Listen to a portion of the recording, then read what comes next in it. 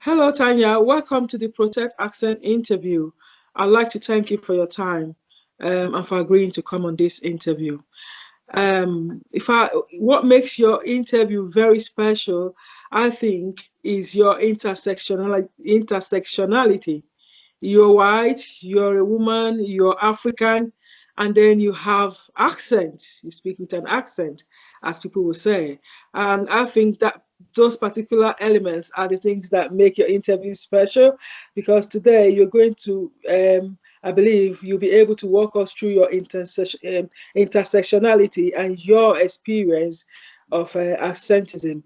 But let me start by asking, who is Tanya Swanepoel? Is she a student? Is he a mom? Is she a mom?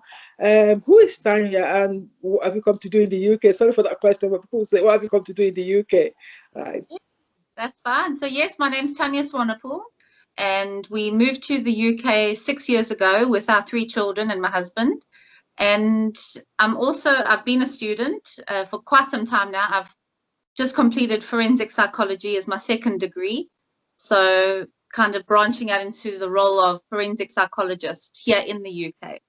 So kind of I've had an experience of working in South Africa and here in the UK and studying here as well. So I kind of have got a bit of a broad background, which is quite good, I think. I think it's only a positive thing for me, really.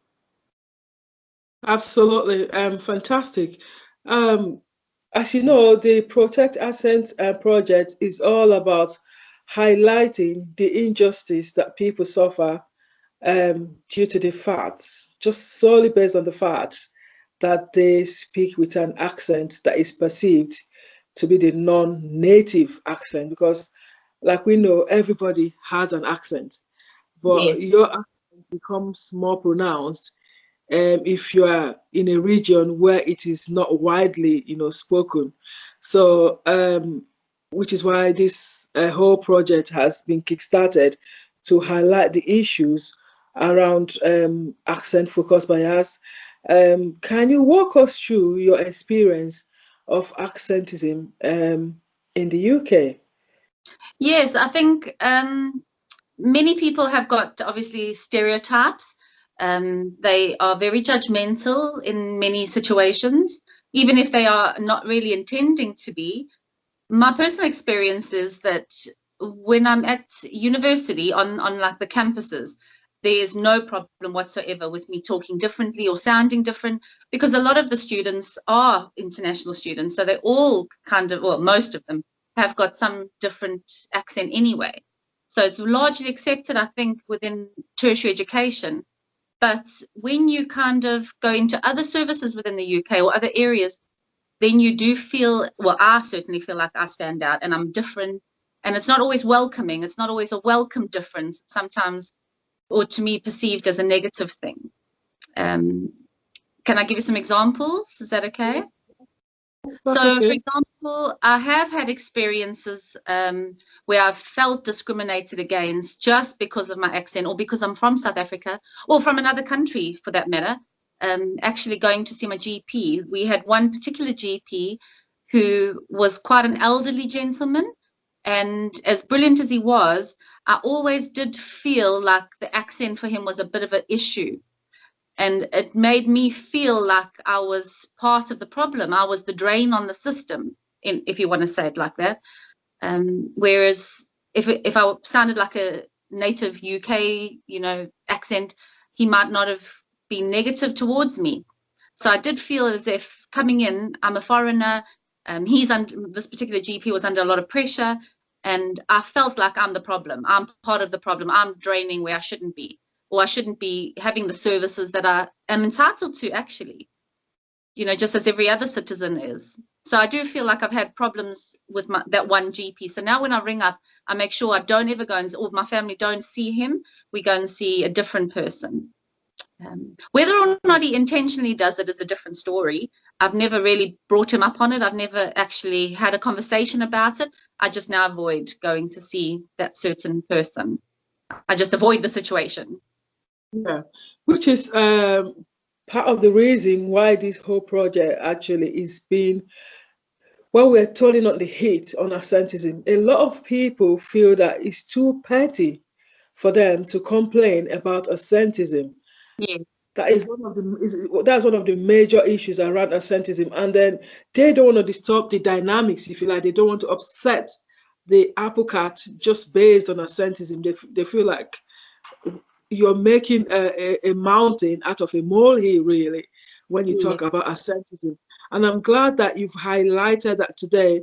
And I know that when we had a discussion, you did mention that even when you go to see your GP, you would not want to talk because of your accent, and which is quite disturbing for me because in the Mm. first place you're there to seek for help, Yes. health I issues, and you get there, you don't want to talk just because you have an accent and your experience of accentism. Can you highlight more on that? Yes, there's been situations where I have heard local people complaining the queues are too long because of the drain on the system, because of all the foreigners that are here. And I am one of those foreigners. But the difference is, well, not a difference, but I work here, I provide for this, I pay into the system like everybody else does. I am entitled to free healthcare. So standing in those queues, when I've been well, not confronted, but when I've been surrounded by those negative types of people, I tend to keep my mouth shut because I don't want to draw attention to myself. Because I put myself in the same category as the part of the people coming in here that, like the foreigners, that are creating this problem of the long waiting times and overstretched facility, like the overstretched NHS or our GP practice, for example.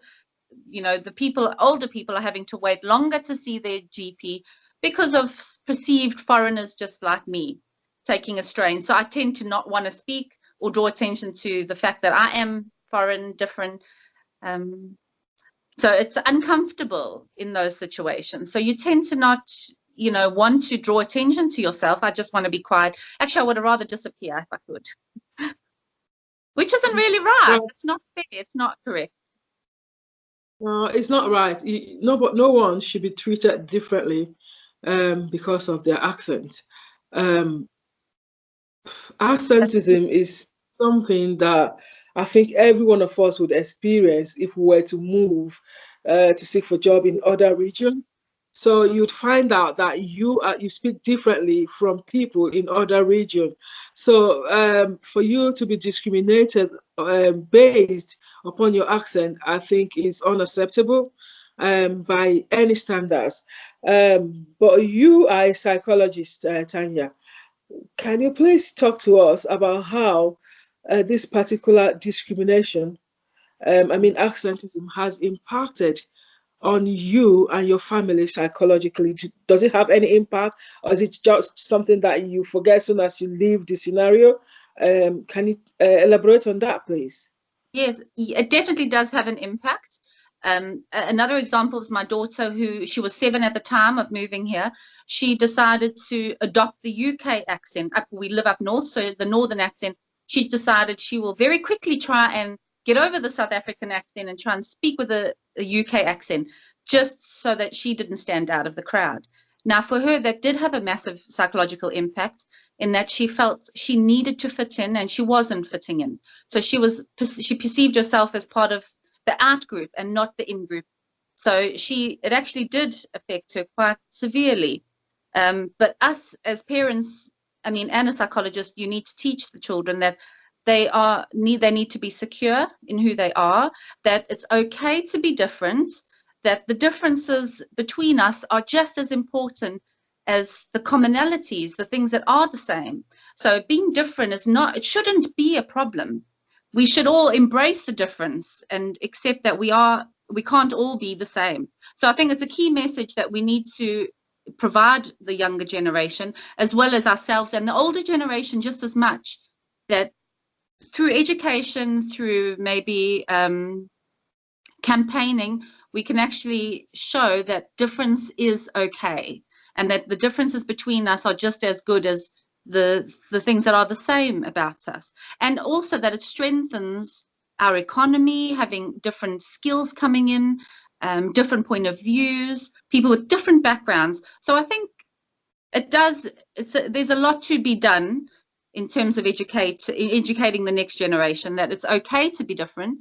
And also, we need to look at the stereotypes.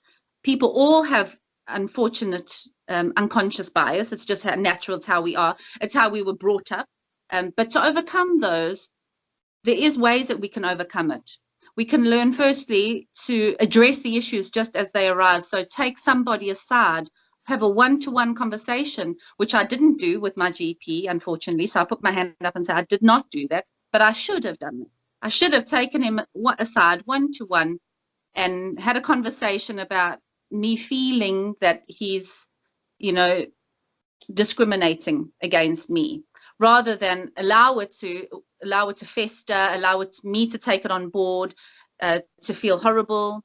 And now it's got to the point where I now avoid him, whereas I should have addressed it in a more positive way by actually taking him aside and having a conversation about it, pointing it out so that he can move on and we can all learn and grow. So I think that's one thing we can do to try and overcome this barrier, is taking that person aside and having a conversation about it. Secondly, definitely the education, growing in our own strength, growing in self-esteem, developing ourselves as a person, knowing that even though you're different, you're still good enough. You should be just as equally perceived as all the other people in the UK, you know, the native UK population. There's no difference that I'm born in South Africa and they're born here in England. Just being brave, I think, and taking on those challenges. Even in the workplace, there's a lot of inequality in the workplace, but it's also about standing up for yourself, not allowing those people with those negative attitudes to, you know, I don't know, disrupt our lives, really. And it's hard work. You know, I'm part of that the population that does get discriminated against. So it is hard to go out there and be brave all the time. You can't always be strong, which is why I welcome this piece of research that you're doing, because I think it's brilliant. But it is about knowing who we are, believing in yourself, going out there and actually proving people wrong, that we have got something positive to contribute to the society.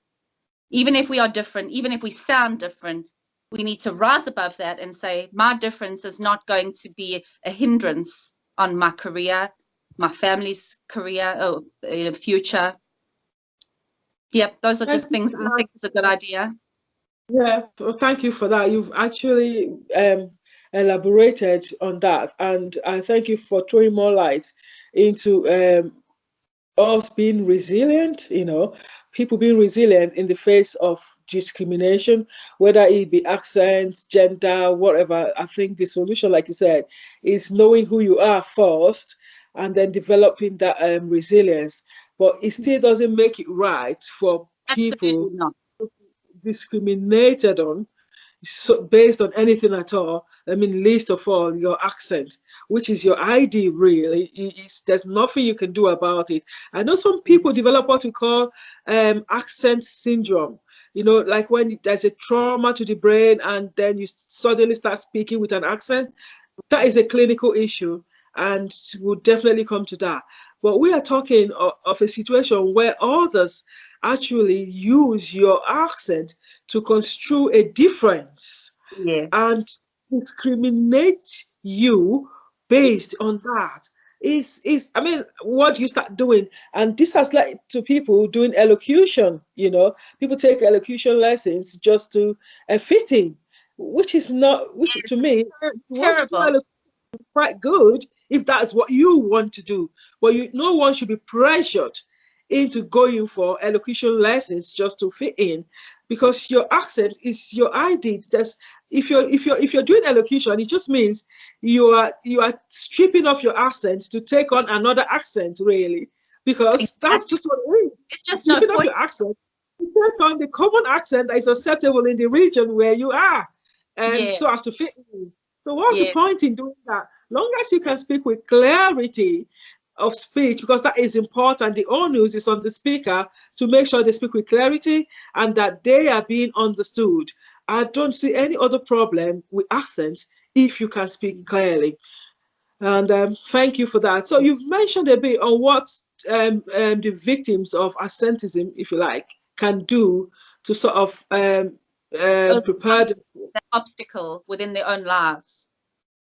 Say that again, sorry. Sorry, I interrupted you there. I'm very bad at interrupting. But there's things that people can do to overcome the obstacles that is within their lives. Not that makes it right in any way, but we can overcome those negativities.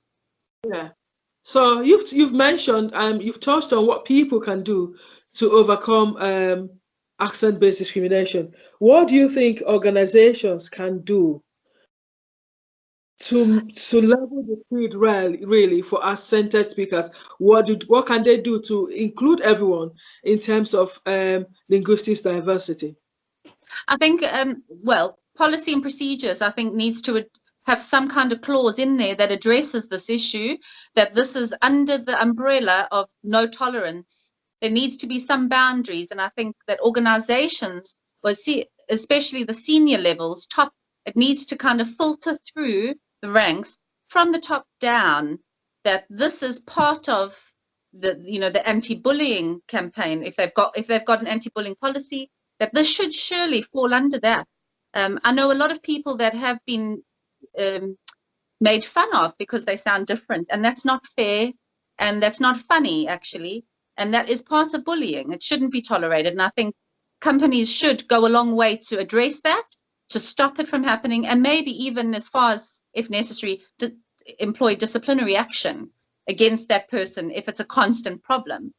But certainly from the top down, I think it needs to kind of be enforced by management and filter through the ranks into, senior, middle, and lower management. That it's just not going to be tolerated.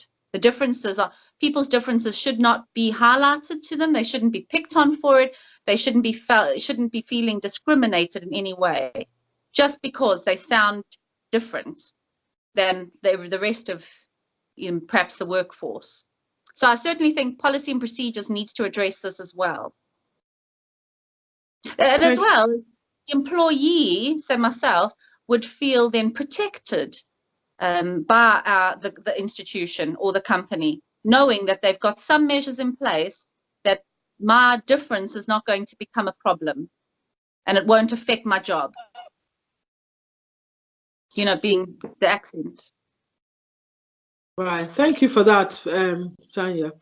I'm actually glad that you touched on policies and procedures, and you're quite right. They need to address the issue of accentism. I mean, UK is not doing badly in terms of trying to tackle discrimination and injustice, if you like, in the area of equality and diversity. But more needs to be done, especially in the area of accentism. There needs to be a clause in the policy that specifically address the issue of accentism, because it's lacking. Sometimes it's like a blanket policy. Are you being discriminated on because you're different? There's nothing specific, so there is no way it can be highlighted that actually this form of discrimination is happening, because there's just no clause for it in the policy. And I'm very grateful to you that you highlighted that. Thank you for that. And on this note, I'd like to bring this interview to an end, wrap up the interview. Thank you for your contributions. They are very much appreciated, Tanya. And thank you. Bye. Thank you. Bye.